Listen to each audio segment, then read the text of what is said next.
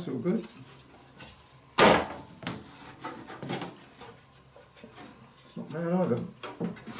The cleaning up is underway. Just getting some of the grime off before I take things to bits and easing things off with the plus gas, such as these nuts. This nut here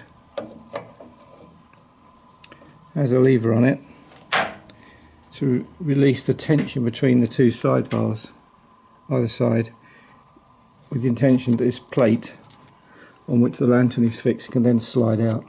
Of course, whether it will or not, with all that rust. But there's some movement this side. Whoa, quite a lot of movement. Still seems to be fairly welded to the other side, but perhaps I can deal with that in a minute. Motor's off.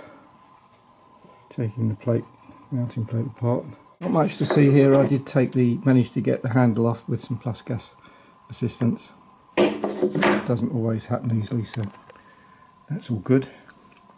As I say, just starting to take the surface grime off, thick grime, the muck that's everywhere, before taking apart. When I say taking apart everything I need to, I tend to leave sprockets and gears, the main gears, in situ. I'm not very keen on taking out split pins and all that kind of stuff, or messing about too much with those if they don't need sorting out. But pretty much everything else has to come off to be cleaned, each part to be cleaned individually.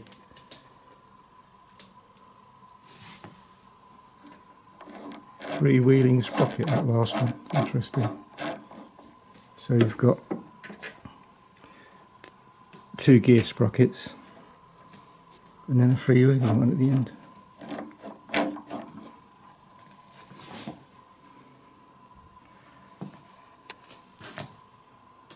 So I'm still learning stuff, lots of stuff here.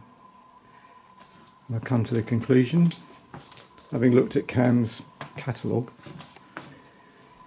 that this was not the lantern that it was supplied with, but you know, it's fine, it'll do. They tended to have big angle topped heavy steel. This is sort of Russian iron heavy steel lanterns, different shaped tops, so I think that's later edition, or yeah, probably, who knows, anyway. And I'm going to date this, the last patent date stamped on it in 1907. I'm going to date this about sort of 7 to 12, 1907 to 12.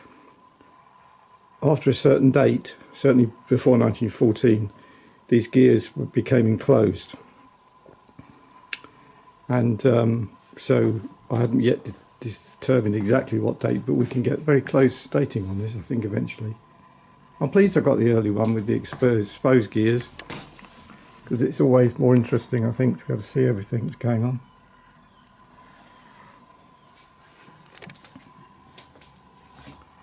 Lots to do.